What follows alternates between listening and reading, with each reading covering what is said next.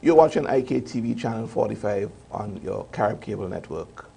This is Unrendered. I'm Tony Redisford, and I'm chatting with Mrs. Anicia Batiste. We're into our final segment on this edition. Anicia, yes. You know, I wish we had another hour to continue this discussion. I'm enjoying it so much. Okay. Carnival. Okay. What are your views on Carnival? Is it something that a DRP government would tolerate in its current form or disbanding it altogether? What are your views? Is it too much of the flesh, too much lewdness, or do you see the cultural expression side of it? Well, first of all, when the DRP was announced again, we identified 10 policy areas, not exhaustive, that we would pursue. And one of them was the development of entertainment, arts and culture in St. Vincent and the Grenadines, and that includes Vincy Mas. Right. The fact of the matter is the DRP recognizes that Carnival, or Vincy Mas, is a social institution.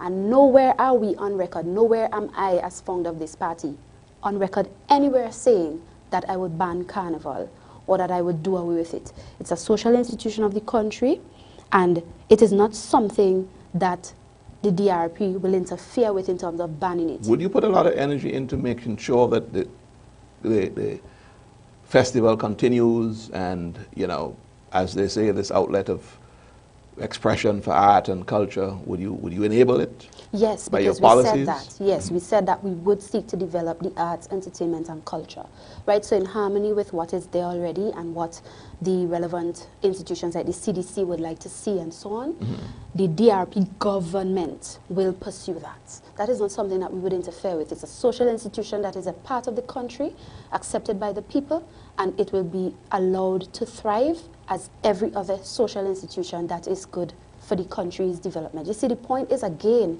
it is not a church I am governing. It is a country. It is a government. And I recognize that in this country and in this government, there are different kinds of people with different values and different views, and the important thing is to protect their rights and freedoms. Who wants to play Carnival, play Carnival. Who doesn't want to play it, don't play it. Who wants to talk for it, talk for it. The preachers who want to preach against it, preach against it. As long as everybody is free to do what they want that is in harmony with the law, let it be. I'm not interfering with the People's Carnival. I never said that the DRP would do that. What are your views on the controversial, albeit social issue, homosexuality I'm going to talk about, because the discourse is sketchy, you know. Some people are afraid to talk about it. But you have to admit, it's a topic that globally is gaining a lot of traction. In fact, I would dare say that the governments or the presidents that seek to be elected in the United States are actually judged on their views on that issue. What are your views? Yes, I have heard those things. My views are the same as the positions outlined in the Criminal Code of St. Vincent and the Grenadines, Cap 171, sections 146 to 148. It makes buggery an offense, punishable by law. And the DRP in government, our views will abide by these laws. You're not going to change that as law? the right position for St. Vincent and Why the won't you Grenadines. change that law? Because we believe that it is the right position for our country, for our country's health, for our country's social development, and we will leave it as is. What about the issue of fornication? Because that is a sin, as decreed in the Bible, but it's not against the law. No. Why? Neither is other things, adultery, etc. So why is homosexuality singled out? Because the Bible deals with that as a sin, so too does it deal with fornication, homosexuality, and adultery. So what? Homosexuality is not the only thing. It's not singled out. Bestiality is also against the law. That's people going with animals. Yes. Incest is also against the law. Other sexual, immoral deviances which corrupt the morals of a society and so on, right? And would cause its deterioration morally and otherwise. Because I talked about the health of the country.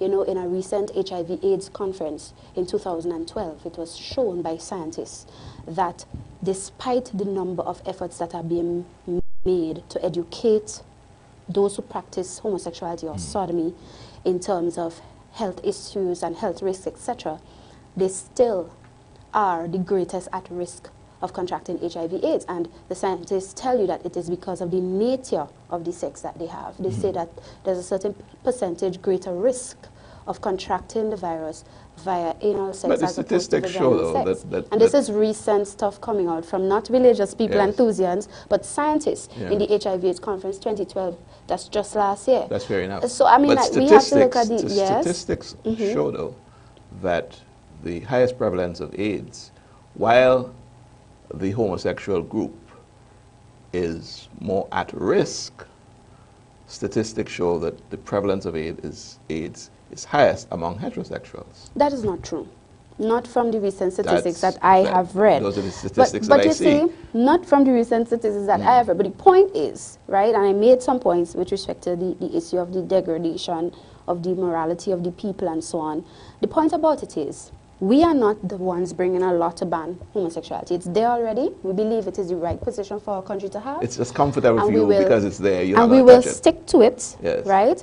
But I really want to say too that that really is not the issue so much in St. Vincent and the Grenadines. I mean, the problem in St. Vincent and the Grenadines is not whether a man should marry a man or a woman should marry a woman. It's about jobs. It's about people needing jobs. It's about people needing That's fair help enough. within Those are situations. economic So issues. my point is yes. that while I appreciate that you have to ask me these things, my point that I want to stress is that I know, and I'm saying this, Tony, I know that largely it is my detractors and the propagandists who want to try to stir up controversy around these kind of questions where I'm concerned because they know I'm a Christian and they figure, well, she can't run country because she's going to make her Christian views interfere. Well, but I will focus on the things that the people out there are telling me they need. Right. And I know that the issue is not so I much must tell you, though, I homosexuality. dare say that if I brought Gonzalez, Eustace, Lois, Leacock, Francis, you name it, all the political players, and I ask them that same question, I don't think I'll get a different answer than the one you've given me. So, Okay. so I don't think any of you are different. But have you with asked that. them?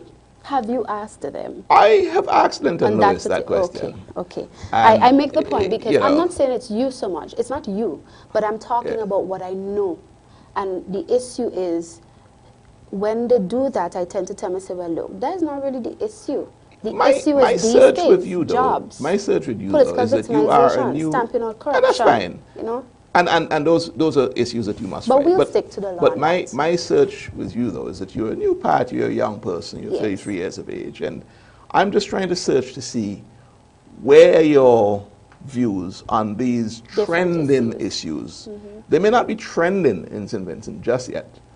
They will, because what happens north comes south, you Yes. know, and so that's my search with you. But let's just move on to in the dying segments of this program, in the Okay. dying moments of this segment. Let's just move on to the composition of a DRP. What is the ideal?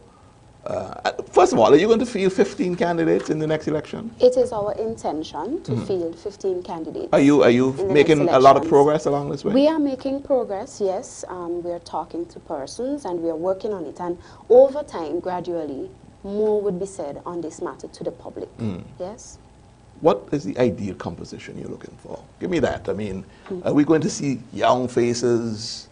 Do you think people are tired of an old script? You brought up the whole thing about dynasty. I would go further and say it may not just be a problem of dynasty, but it may be a problem of the same old khaki pants as Ken Boy did in his outing when he had the I can't even remember the name of his party. Okay. But what is the DRP going to bring to the table? What are the kind of faces we're going to see? But I want to say, first of all, that our emphasis would be on the values of the people, meaning that I want to know that my team respects the rights and freedoms of all of the people. This is so very important to me. I don't want to go there and do the same thing or have the same things being done that we're seeing today that is hurting our people. So one type of people generally is what you will see among us, and you will see persons with rights and freedoms who equally respect their fellow men's rights and freedoms. And we will try to have a team that is balanced, and by that I mean females or women, men and youth, right? We will not discriminate against a person for either reason though. So in other words, I'm not just going to try to get up, let's say, a group of women because they are women. Right. You understand? Or a group of you're not going to say, I'm too old to join your party. Precisely. Right? So you can expect to see that kind of balance if we can find those persons, because I'm interested in showing that kind of balance and in giving the opportunity and encouraging also the coming forward of persons who are not traditionally in a large way involved, like women, for example. And I'm not just talking about at the level where they help to canvass votes and they do a lot of activities in the party, but where they are there as leaders themselves, women leaders and men and young people. Because believe it or not, Tony, we have a lot of young people in our country who are not thinking the traditional way of old loyalties, which they are interested in perpetuating, but who are really concerned about our future and really would like to see St. Vincent and the Grenadines move forward in a mature way. And they're prepared and ready to bring to the table the experiences that they've gained from overseas studying, the experiences that they would just like to see St. Vincent different. Are you satisfied that you are harnessing that, though? Are you satisfied that you're being a catalyst for change? Because I hear you, you know, and I have to say, I am in sympathy with what you're saying. And I really do believe that there is time for a new script. And it's difficult for traditional parties that are grounded in a lot of history to rewrite the script as much as they think they can, you know. So here's an opportunity for fresh, young, bright blood to do just that. But are you satisfied that you're gaining traction? Yes. My example, and one that I would like to see my party continue with, has a lot to do with my style of politics, my on-the-ground attitude, my attitude of being one with the people. I don't believe in this sitting on a high chair, traveling, you know, just enjoying the benefits of the so-called high life of being a minister or a cabinet member, and the people on the ground can't feel you. My ministers won't be afraid to put their hands in the dirt, really be seen with the people and be in representation all of the time, not just when elections is around the corner and you want some votes, but where people can really count on you. The common man, the average man who doesn't have a certain number of Anisha, subjects or whatever. Let's be fair. I mean, I know we are at the dying moments of this program here, but let's take a Saboto Caesar, or let me look for another example in the NDP. You know, let's take a Patel Matthews maybe, right? Are those people not getting their hands in the dirt, literally? I mean, and they practical, down-to-earth people. Don't you think that? My point is, don't you think that Tony, those both parties are failing in that area? I am not going to so-called pull out one person or this person or whatever. The point is, when you listen to the people on the ground, that is what they are saying. These people, they work with you, then when election time comes, is when they come look for you, and then after election, they forget you. Or they don't want to come and do this, or you're trying to get them in the office, you're trying to get them on the phone or whatever, and you can't get them. This is what the people are saying. This is the fact. And I am saying that is not corrected overnight, true. But if you develop the culture from the beginning, and if you look at my work, you will see that I am out there all the time. Even right after when I was with the NDP, right after we lost the election, when I started a TV program, that wasn't an initiative of the NDP. That was the initiative of Anissa Batiste, and Anissa Batiste got funding for that program, if you should know, right? So the point of the matter is, don't you think the culture, the part practice. of what you're doing with that program was maybe the beginning of the disassociation with the I don't leadership think of the so. NDP? A lot of people from the NDP loved it because they but what thought about that the it internal helped leadership the of the party? Well, I don't Well, in think I concert with got... what you're doing. I got some support from one or two persons whom I invited to be on the program themselves, but large scale, the support wasn't there. It wasn't there as it should have been. Because in fact, some of the things that I did, I was more or less chided for it because I was told essentially, you can't help everybody, and if you help this one, other people will want, etc. And I thought that was nonsense. You're within an organization that may have felt that you were trying to be the bright star. And, but look, and maybe I shouldn't use the word star, but you were trying to be the bright person. If an organization cannot tell the difference between its assets and its liabilities, then it is not fit for governance, and it is not ready to lead a people. Let me ask you. You can't be caught up with those petty jealousies and feeling threatened, etc. When we have a country to move forward and you have people who are doing that, encourage them, support them. And this is why I'm saying the DRP will be different. The issue of political victimization is a big issue for me too. And it's something I intend by my own example. And when you see the work I'm doing, I don't ask who are you. I don't ask which religion are you, as some people like to think. I don't ask which party you support. It's about your need. And my heart is really touched when I see the kind of situation some people are in. And if I can help, I help. And don't tell me you're in opposition, you can't do this, you can't do that. Find ways to get things done. That is what leadership is about. Being creative, being able to inspire people to come forward and get things done. And this is the attitude of the DRP, and this is what we will do in terms of changing the political landscape of the country. Final question, Anicia. Yes. Let's look at a hypothetical situation. I know you don't like those, but I need to know how you're thinking. Okay. 2015, there's a general election. Let's say there's one in 2015. And the DRP contests, and they manage to get a couple of the seats. But guess what? You are now a power broker. You can determine which mass party forms the government, the NDP or the ULP, depending on where you shift your support. What would you do? When that time comes, if that time comes, meaning if it turns out like that, I would have to determine then. The fact of the matter is, we live in a world, and we can see it in the region and in other places, where coalitions are not impossible, and coalitions have taken place, and they do take place. So if you're asking me generally if I would be willing to form a coalition, would you be in a position to mend your differences with, with Mr. Eustace? Mr. Eustace. Assuming he is still the leader. Right. Would I be in a position to mend my ways with Mr. Eustace? That's your question? Could you mend your, in a hypothetical situation like that, where he now needs your 2-3 seats? I think that question should be posed to Mr. Eustace, because I did not part ways with him. He did with me. He rejected me from his communion. And so the initiative to mend ways is really, it's not an issue for me. I didn't part ways with him. But if you're asking if the DRP would be willing to work with a coalition, obviously. Whether the ULP or the NDP, that's what you're saying. We will see what happens when that time comes, if it comes. And I say if.